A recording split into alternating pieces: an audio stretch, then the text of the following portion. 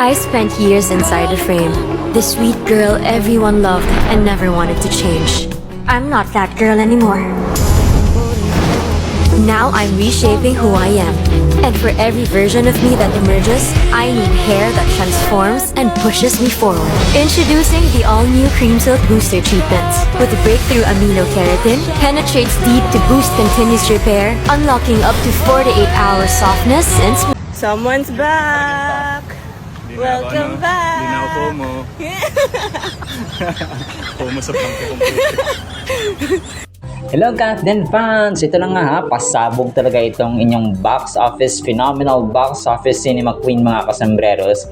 Kaka-post lang po nito ha ng Cream Silk, bago lang talaga ito mga kasambreros.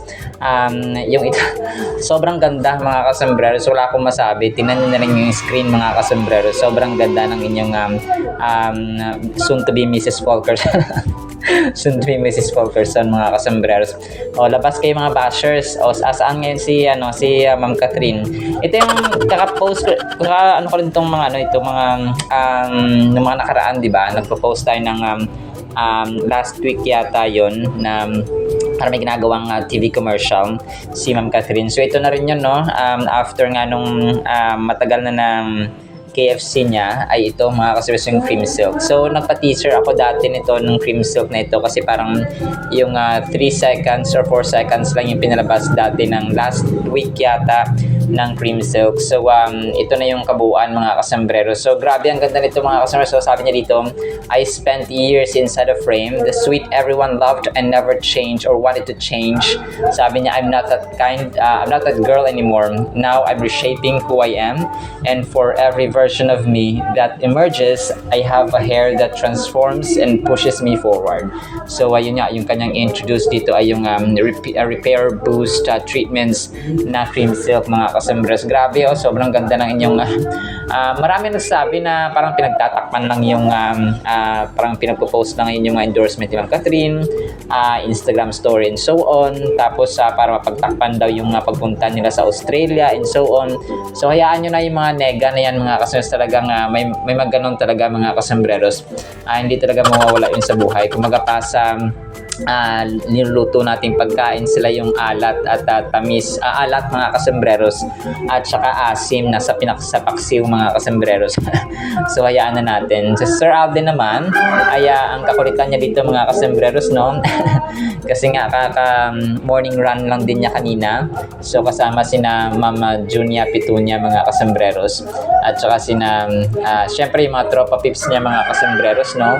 Yung mga kakulitan niya sina Sir Mauro Lumba, sina Ma'am Marlene Capones, sina Sir Prince Benmar mga kasambreros, and si Sir JV Ejercito, kasama niya rin dito mga kasambreros ha. Tapos yung buong gang ng kanyang athlete era mga kasambreros or pagiging atleta. So yun po, no, talagang na-miss ni Sir Alden din yung pagbibisikleta at saka yung kanya mga tropa pips mga kasambreros. So ayun po ang kakulitan talaga ni Sir Alden. And then ito nag-post si Sir Alden ng mga ng isang chessboard or parang yung mga tawag dito, pero kakaiba yung mga chess tawag dito, yung mga tawag dito knight to A, sorry guys. So parang siya, parang yung mga tao sa wizard's chess set from the Harry Potter. So ito pala yung mga kasambreros na although mga wizard lang siya, ito po ay kanyang binili sa London mga kasambreros. So mahilig din pa siya, parang chess na naman yung gusto niyang gawin mga kasambreros ha. So malalaman natin yan sa mga future na mga post niya mga kasambreros. Sorry po, may nag-video dito sa amin pag Sunday. So yun na talagang may hiling niya naman. Kasi pang matalino lang talaga itong chess sa mga kasambreros. Pero yung mga naman mga galing dito na kahit mga tambay lang, no, yung chess, mga kasambreros. And then ito, ang kukulit ng dila trend na naman ni Sir Alden kasi kahit na sila Sir Drew Arellano ng kumapa ng GMA nga rin po mga kasembreros ay naano na rin ako pati yung mga cast niya dito. Napabilat. Sobrang kulit dito ni Sir Joel Lano. Naasawa ko niya no, ni Ma'am Iya Villania mga kasembreros. Sobrang kulit. Pati yung isang ano dito, parang grupo ng parang conference yata ito or symposium mga kasembreros. Match this face, no? Tapos yung nakalagay dito ay kay Sir Alden. Tapos yung naspatan ng camera ay yung bata na, no? So, sobrang tuwa yung mga tao, mga kasembreros at saka yung mga present doon sa venue. So, grabe na yung trend ni Sir Alden. Parang tapos iba pag siya mismo yung gumagawa. Parang yung actual na ano, na siya mismo yung gumagawa. Grabe yung impact, grabe yung, parang nasa-satisfy ka mga kasembreros na ginawa nga niya doon sa, kagabi, no, sa GMA 75 Years and Beyond na kasama sina Sasa at saka si Martin Javier mga kasembreros. Sobrang kulit lang mga kasembreros ng inyong box office phenomenal box office Cinema King na lahat ay parang nadala ng mga kasembreros ng dila trend na ito. And then ito, kaka-post lang ito. Akala ko talaga recent siya yung sa Studio 4C na nag-shoot kay Sir Alden. Ito pa pala ay throwback, no? Kaka-post lang ng admin mga kasembreros. This was 2023 mga kasembreros, no? Medyo bata-bata at saka medyo slim pa, no, si Sir Alden dito. And nagulat niya ako, sinearch ko talaga siya. So, sinearch ko sa TikTok. So, 2023 pa pala ito mga kasembreros. Kung parang nagano siya sa Netflix, naka-jacket siya. Yung isa dito naka-jacket siya na black. Tapos parang umattend siya ng isang conference doon sa, or parang red carpet sa Netflix mga kasembreros ng pelikula na Extra to Action. Parang ganon mga kasembreros. So, yun po, no, Extra Action 2, no, ganon mga kasembreros. So, akala ko talaga, no, kasi dito recent mga kasembreros, so hindi pa lang. And then ito, syempre, no, yung bilang for daddy at saka tagapangalaga ng welfare ng mga aso, si Sir Alden ay ang cute nitong corgi mga kasembreros, na parang nang irap mga kasembreros sa kanyang Instagram story.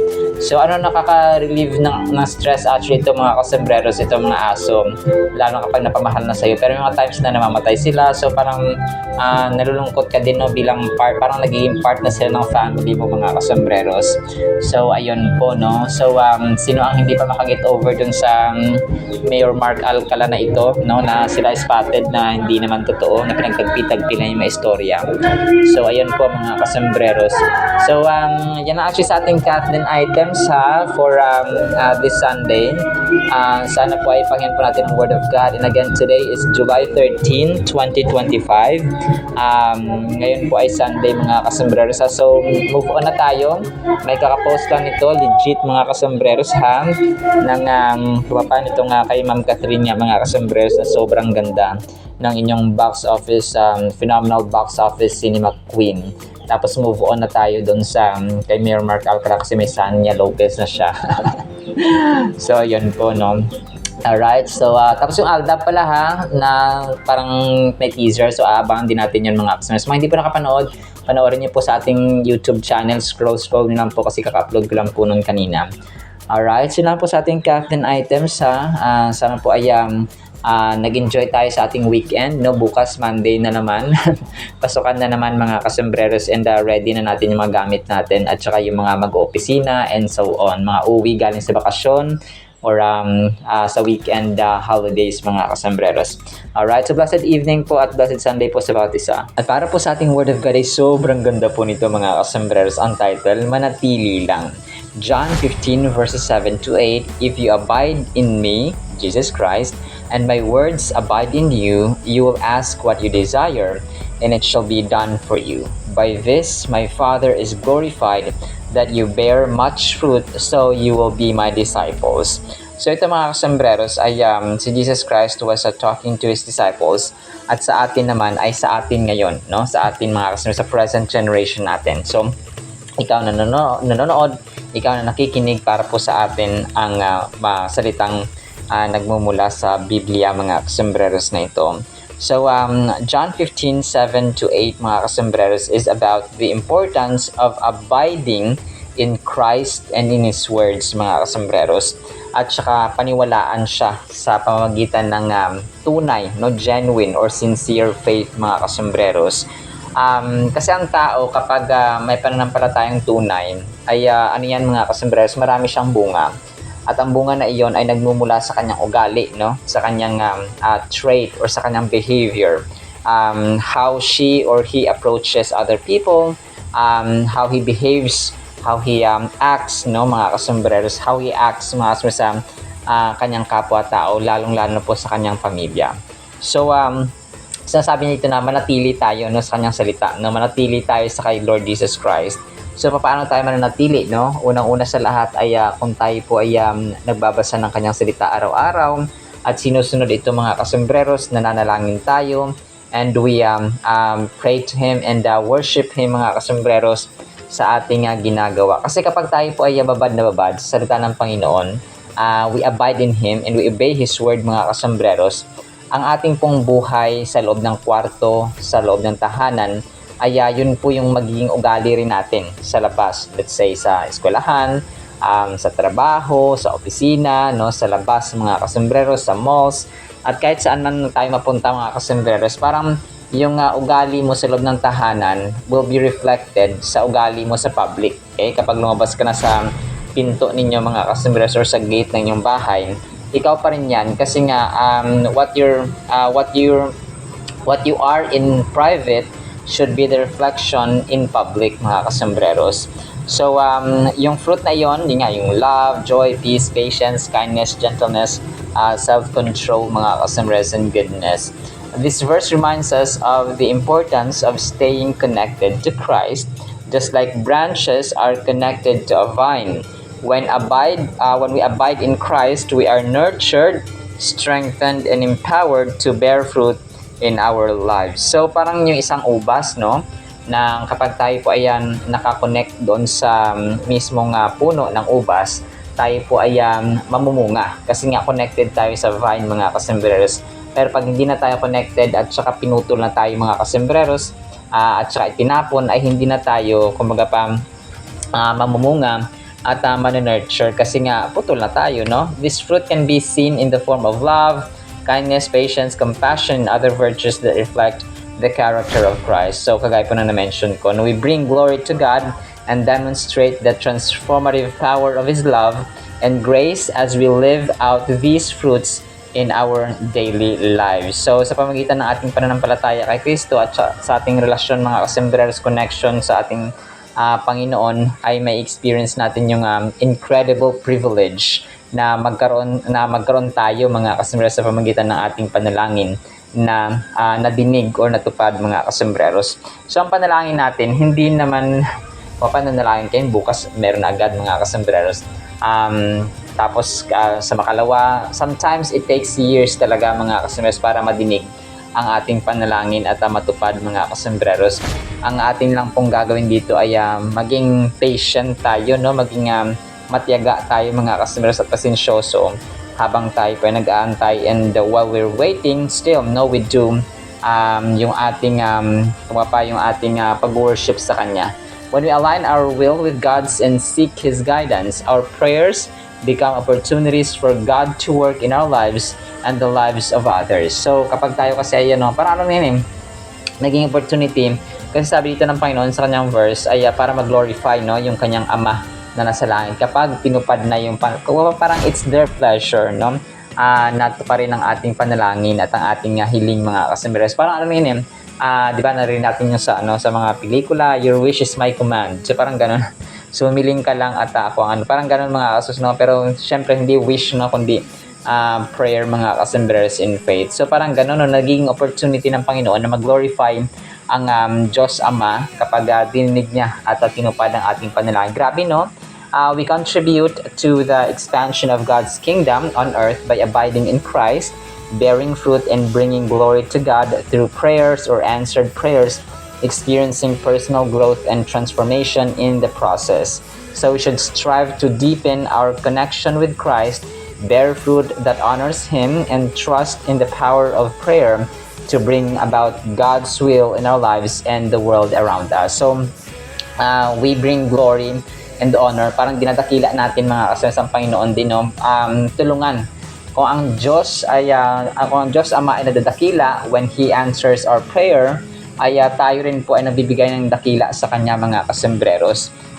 Pero yung grace niya talaga, yung favor, let's pray for that as well mga kasembreros. So, ito pong verse na ito ay napakahalaga. Actually, yung buong John chapter 15, napakaganda po nito mga kasembreros, no? It talks about connection kasi talaga, no, sa Panginoon, na kapag tayo po ay wala ng connection, wala ng relationship sa Panginoon, tayo po ay useless. Wala tayong magagawa. Yes, may magagawa ka siguro ng mga material na mga bagay or physical na mga activity. Makakapagtrabaho ka kung wala kang panahon na, wala ka ng oras sa panalangin, sa pagde-devote, sa pagbabasa ng kanyang salita.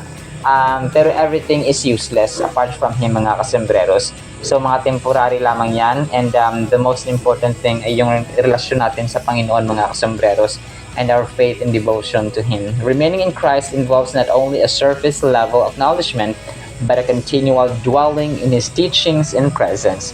So hindi lamang siya isang araw na relasyon or a 2 weeks na 2-week relationship mga kasembreros. It's not just that. It's lifetime mga kasembreros. And to abide in Christ and bear fruit, we need to remain in close relationship with Him. Abiding in Christ involves staying connected to Him through prayer, studying His Word, and obedience to His teachings. So kagaya po na na-mention natin. So, yun po mga. Kasi you cannot say na you're connected to Christ or you're abiding in His Word kung hindi ka naman nagsasalita, hindi ka naman nagbabasa at saka nag-study ng kanyang salita, di ba? So, parang sasabi mo na nag-aaral ako pero hindi ka naman pumapasok sa paaralan.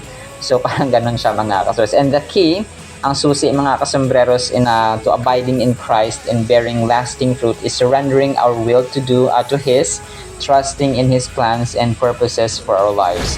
We are equipped to bear fruit that not only impacts our own lives but also brings about spiritual growth in others by remaining in Him and allowing His Word to dwell richly in us. So, kasi damay-damay mga kasembreros. Kunwari isang taong mabait nga lang, no, kapag yung kanyang tropa ay parati niyang kasama, so nadadamay, parang naaambunan siya ng kabaitan. So, mas lalo na po sa ating Panginoon na kapag tayo po ay nagiging ilaw, tayo ay nagbibigay luwalhati or kadakilaan sa ating Panginoon, natatouch din ito yung buhay ng ibang tao sa ating paligid. Especially, no, yung pinaka-close sa atin, yung ating pamilya. No? Napakaganda, napakasarap sa pakiramdam ng mababait na anak, mababait na magulang, loving at mapagmahal na magulang, mapagmahal na kapatid, mapagmahal na asawa, and so on mga kasembreros. No, napakaganda. Hindi man sila perfecto, no, but I can definitely, strongly, audaciously, tenaciously witness mga kasembreros and testify na napakasarap pong mabuhay sa tahanang ganoon ang uri ng family members. Mapagmahal, understanding, caring, and so on. Pagtitipon or grupo tayo ng yung sa family natin, individual members ay hindi perfecto, pero pagpuno ng love ay alam mo yun may kapatawaran, may forgiveness, may humility sa loob po ng tahanan. Napakasarap pong mabuhay ng right. Sinaman po in the meantime kung kaya manatili lamang tayo sa presensya ng ating Panginoong Diyos na buhay at pagmahal at makaparihan man pa kailan. In Jesus' name we pray, Amen and Amen. See you sa next segment mga kasembreros, paalam po.